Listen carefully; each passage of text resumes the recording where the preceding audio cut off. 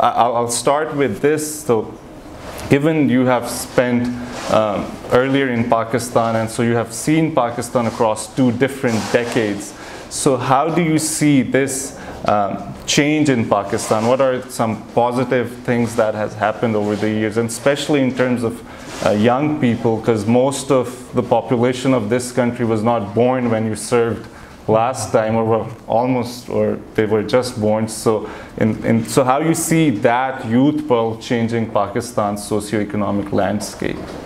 Yeah, I always feel very old when most of the population wasn't born, but it's probably true because 64% of the population in Pakistan is under the age of 30, and when I first came here, it was almost 30 years ago in 1990.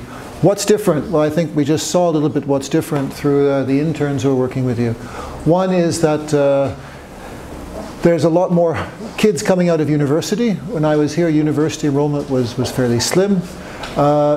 Secondly, there were very few women coming out of university, and now if you go to university events, which I go to quite often in Pakistan, sometimes the number of women amongst the students, amongst the graduates, is more than the number of boys.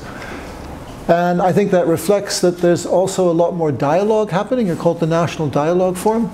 So the fact that you know, there is social media, there's more ways of interchanging, means that more young people, more young men, more young women have voice than they had before.